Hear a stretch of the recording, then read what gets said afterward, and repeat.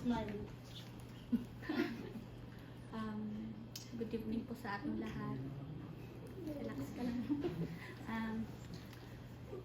I praise and thank God po sa taong ito.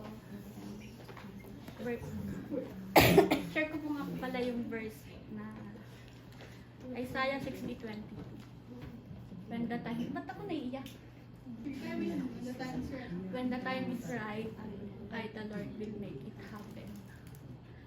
And I praise and thank God po sa mga answered prayers. Unang-una po dito is yung nga po yung pinagpipray ko po, desire ko po talaga na magpa-water baptize. Na noon ko pa po gusto, pero ayaw po ng asawa ko. And ito nga po, finally, nag-agree na po siya. Pumayag po siya na magpa-water baptize ako. And thank you po sa mga prayers. Alam ko, pinagpipray din po ito ng dati kong AG, Ma'am Jamie, tsaka si Ma'am Tin. Thank you po. Then, after po nung pumayag po si Mike na pa-water baptize ako, a week ago, siguro isang linggo, yun po, test of faith na kaagad. Alam naman po natin na si Star po is na-admit noon. And na-diagnose nga po siya na may kidney stone. At sinabihan nga po na kailangang operahan or shockwave. Pero, ayun. Ay, makakulang.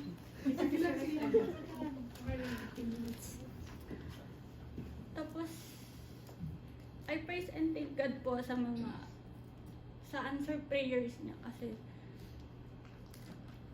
kung nung una po kay Star, ang ano po sa kanya is bilateral nephromegaly tsaka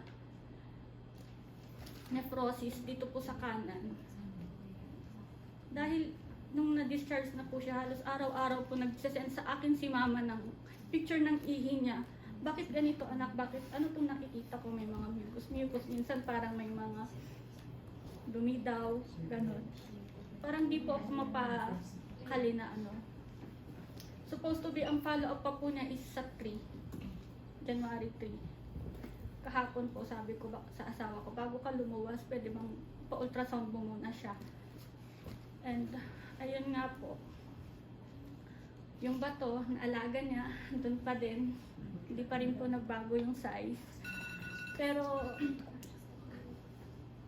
I praise and thank God po kasi normal na po yung post kidney niya. Praise God.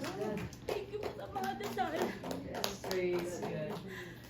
And yung dati po na obstructive, ano ba yan? Opo, yung bato. Ngayon non-obstructive na po. Praise God. Kaya, pag nagtiwala ka po talaga kay Lord, nothing is impossible po sa Kanya. Amen. And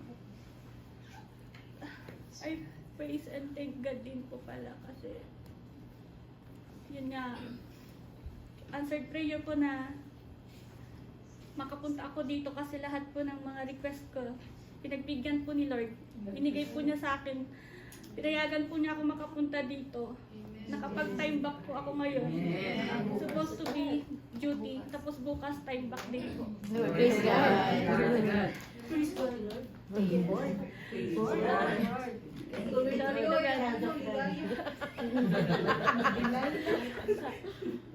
Thank you din po sa CCF family kasi dito ko po nakilala si Lord. Inaamin ko po na noon Hindi po talaga ako nagbabasa ng Bible. Wala lang po talaga. Ngayon po, dito ko po natutunan bumuklat at magbasa ng Bible. At marami po akong natutunan ng mga salita niya.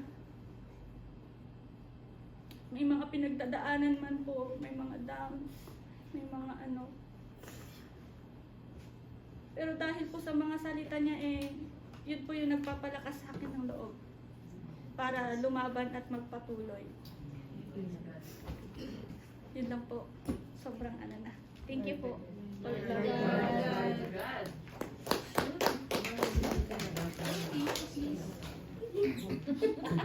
Hindi na. Naubos na kanina ni Bien. Naubos na ba, Nay? Nakasiniwala. Meron pa yan. Meron pa yan. Wala na. Mapipiga pa yan. Start na natin. Okay. Ganda gabi po. Nagpapasalamat po ako sa Panginoon.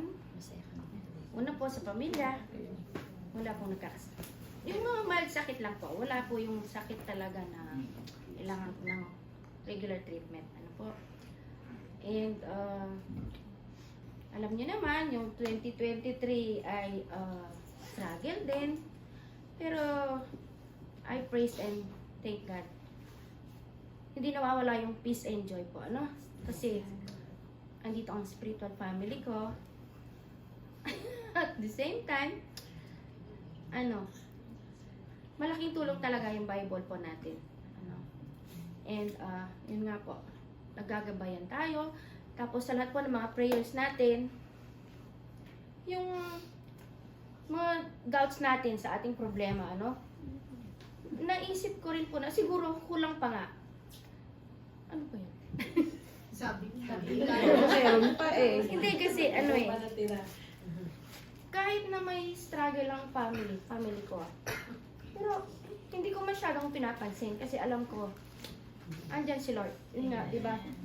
Sabi nga dapat, be still, So, iba pa rin yung, may mga ganito tayong gawain. Yung attention natin sa problema, nawawala. Nasasabi natin kay Lord sa bawat isa, sa prayer natin. And, yun, I'm asking prayer din sa aking pag-uwi na nilolook forward ko nung kami ni Ate Rowena about sa problem ng family ko. And I praise and thank God, lalo na kayo, yun, yung church ni Ate Rowena, binigyan ng blessing ng Panginoon. And hindi lang po yun, wala si pastora dito, nagbigay ng regalo si pastora kay Johan at saka kay Jason. Yan lang po. Thank you.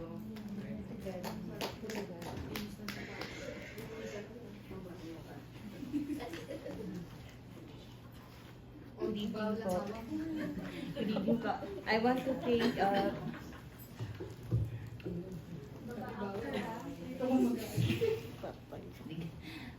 thank and praise God na idinala po niya ako dito sa pamilyang ito. No? 2002 nung dumating po ako dito, and ang struggle ko po talaga ay matindi. I was being so disobedient to the Lord. And sabi nga, disobedience, katumbas nun, may consequences. And then, until na namit ko tong family na to, kasi ang unang-una kong pagtungtong ko talaga dito sa Lord, sabi ko, Lord, isa lang ang hilingin ko sa'yo, to have a spiritual family na magpatuloy ako, na magamit mo for your glory. And then, hindi naman po niya ako binigay niya na kayo sa akin. And 2023, lahat ng struggle ko ng 2022, answered prayer ng 2023. Ng taon na to. Nalipat ako sa unit. Nagkasakit ako, pero by God's grace, meron akong, hindi ko naramdaman ako malayo sa pamilya because you're there, you're here. Last few months ago, nagkaroon po nag-undergo ako ng CT scan due to my DVT. But praise God, normal yung reading. So yung ganun, yung parang, sabi nga natin ba, if there's a obedience, there is a blessing. So para sa akin po, the number one blessing that I receive from the Lord is yung aking health. And then nagkaka-struggle man po sa pamilya, pero alam niyo yung because of the word of the Lord at saka yung pinag-aaralan po natin, malaking bagay na natututunan mo, tapos na-share mo sa family mo. And praise God po, dahil sa mga siblings ko po, sa 7, 5 na yung naka-receive. Ay, 4 sila. 4 pa, sorry. 4 po na naka-receive. So, I'm keep on still praying for my mother at saka yung remaining siblings ko. Yun lang. All glory to God. Okay.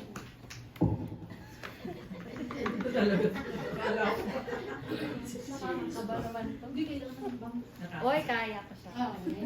Yung tangkad ko na po natin. So, good evening po. I praise and thank the Lord. Kasi, 2021, I was happy. 2022, I was hurt. 2023, gitna. Bakit 2021 happy? Kasi, let's say, after 5 years, namatay po ang mama ko, 2017. So, after noon, okay na ako. May tissue sila. And then, so, 21, I was happy. 22, I was not happy. But, it's okay. 2023 half, kasi start ng year, galing akong vacation, or galing kami vacation. Dumating po si Bebe sa office. So, hindi ako nahirapan. Middle of the year, meron akong, let's say, inggit, pero,